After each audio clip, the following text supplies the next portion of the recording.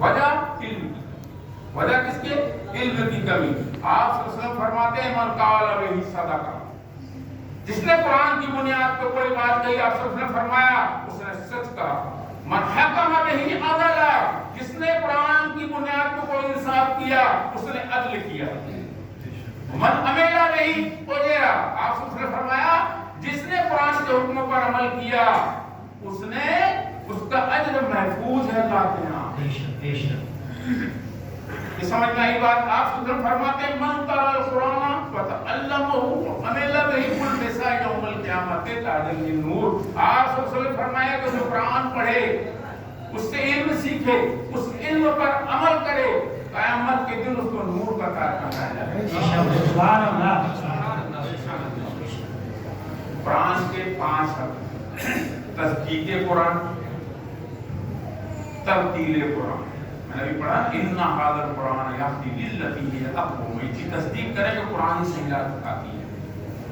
سورہ بنی اسرائیل آیت نمبر، ترتیل قرآن، سورہ مزمل آیت نمبر 4، ورتل القرآن ترتیلا، بے شک بے شک، کہ عین فے کاف کے ساتھ پڑھو۔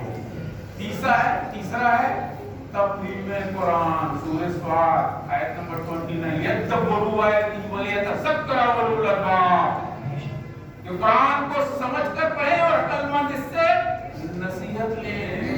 بے شک بے شک، یہ میں قرآن سے دلیل دے رہا ہوں، میری بات نہیں ہوتی کہ اللہ اور رسول صلی اللہ علیہ وسلم کی بات ہے، اسی پر عمل غوث پاک نے نہیں کیا۔ اب چوتھا حکم ہے تعمیل قرآن، سن لیجیے کہ آپ نے جو پڑھا، جو سمجھا، اس پر عمل کریں۔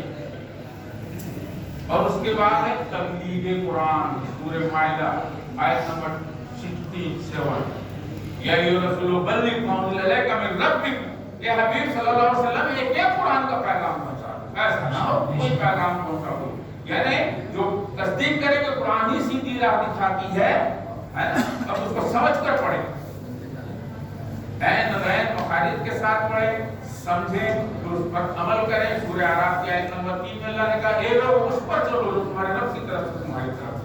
بے شک، اور 5واں سورہ مائدہ، جو پڑھا سمجھا اس پر عمل کیا دوسرے بھائی تک پہنچائیں اس کو، یعنی قرآن کو آپ صلی اللہ علیہ وسلم فرماتے ہیں والذی من ترک من جبار قسمہ اللہ، سنیں آپ اس کو، آپ صلی اللہ علیہ وسلم فرمایا جس کسی نے قرآن کو پسے پشت کیا اللہ اسے خود رسوا کر کے رکھ دے گا۔ آج ہماری اجتماعی کا عالم یہ ہے کہ ہمارا قرآن سے رشتہ نہیں ہے، ہم علماء کے پاس نہیں بیٹھتے علم سیکھنے کے لیے، قرآن سے ہمارا کوئی رشتہ نہیں، کیونکہ ہم قرآن کھول کے نہیں دیکھتے، ہم نے تو اس کو صرف تلاوت سمجھ لیا ہے۔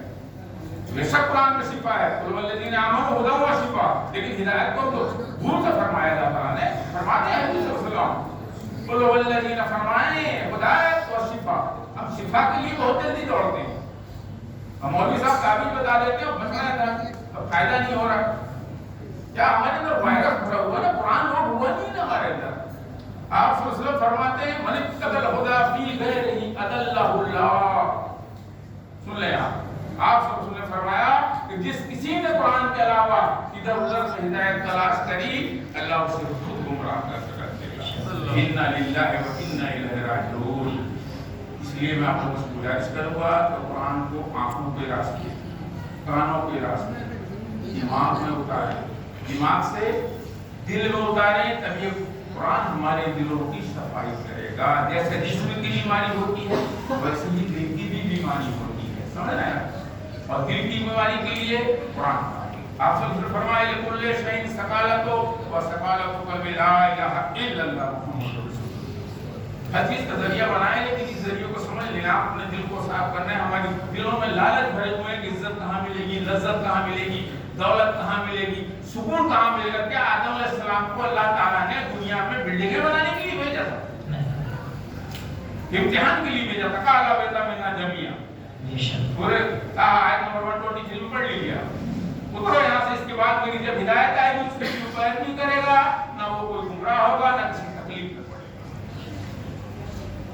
تو قرآن کو سمجھ کر پڑھے، اس دو لین پڑھے، جب دھیرے دھیرے اللہ پاک نے پیدا کرانا ہو فتح قرآن ثم ان الینا بیانا، یاد رکھیں چیز اللہ تعالیٰ نے فرمایا ہے کہ حبیب صلی اللہ علیہ وسلم جو آپ قرآن پڑھ لیں تو حکموں کی پیروی کرے تو باریکیاں میں سمجھاؤں گا اللہ تعالیٰ. تو باریکی سمجھانے کا ذمہ اللہ نے اپنے طور پر دیا. یاد رکھیے فَيُضِلُّ مَن يَشَاءُ وَيَهْدِي مَن يَشَاءُ وَاللَّهُ عَلَىٰ كُلِّ شَيْءٍ قَدِيرٌ. اللہ جسے چاہتا ہے گمراہ کرتا ہے اور جسے چاہتا ہے ہدایت دیتا ہے. کب دیتا ہے ہدایت؟ جو اللہ کی طرف رجوع آتا ہے. جو میرے قاری صاحب نے فرمایا نا یعنی نافرمانی کرو گے تو اللہ کیسے ہدایت دے گا. اب قرآن میں اب نماز کے تعلق سے ہم نماز کے دو حصے جیسے اخروٹ کے دو حصے ہوتے ہیں نا, اخروٹ کے دو حصے ہوتے ہیں نا, ایک اوپر کا چھلکا ہوتا ہے نا اور ایک ہوتا ہے مغز. تو نماز کی بھی دو حصے ہوتے ہیں. ایک اس کا ظاہری ہوتا ہے کہ ہم نے وضو کیا, نیت باندھی, ہم نے رکوع کیا, سجدہ کیا. لیکن قرآن کا حکم کیا ہے سنیں وَقِمِ الصَّلَاةَ لِذِكْرِي کہ میری یاد کے لیے نماز قائم کرو. یعنی تم اللہ کے سامنے جب کھڑے ہو, اللہ کے سامنے کھڑا ہو تو تمہارا دل جھکا ہو اور جب تم رکوع میں جاؤ تو اپنی انانیت اپنا تکبر سب گرو میں پھینک دیا مولا دریا. اور جب سجدے میں جاؤ جب سبحان ربی الاعلیٰ کہو تو پروردگار عرض کرو کہ میرے مولا میں نے اپنا سر کو جھکا دیا ہے تو میرا دل جھکا. اب یہ سمجھیں آپ نیت باندھنے سے لے کے سلام پھیرنے تک کیا گفتگو اللہ سے ہوتی ہے. کتنے لوگ اس بات کو جانتے ہیں بتائیں میرے کو آپ. معمولی سا سوال ہے, میں کسی کو رسوا نہیں کر رہا ہوں, کہ اپنے مسلمانوں کی کمی کے اظہار کر رہا ہوں, بڑے درد کے ساتھ کر رہا ہوں. کتنے لوگ سمجھتے ہیں کہ ہم نے اللہ سے کہاں اس سے دعا کی, کہاں اس کی تعریف کی. چلیے اس کو آپ سمجھنے کی کوشش کرتے ہیں اور آپ کو سمجھانے کی کوشش کرتا ہوں. ہمارے قاری صاحب بھی بیٹھے ہوئے ماشاءاللہ اور توجہ سے سنیں گے, اس لیے سنیں گے کہ میں کوئی مقرر نہیں ہوں بلکہ ایک دین کا داعی ہوں, ایک دین کا داعی ہوں جو اللہ کے پیغام کو آپ صلی اللہ علیہ وسلم نے بلغ عنی ولو آیات, ایک بات کا علم ہو میرے امتی کو تو دوسرے تک پہنچائے. اسی ذمہ داری کو نبھانے کے لیے میں یہاں بیٹھا ہوا ہوں, آپ لوگ کے پاس آیا ہوں. تو آپ نماز میں سنیں, آپ نے نیت باندھی, نیت تو آپ لوگ سبھی جانتے ہیں کیا بول رہا ہوں ہے نا. اب آپ کہتے ہیں اللہ اکبر, آپ نے کہہ دیا کہ اللہ ہی میرا بڑا ہے. اس کو ادب کرتے ہیں اور پانی دیجیے.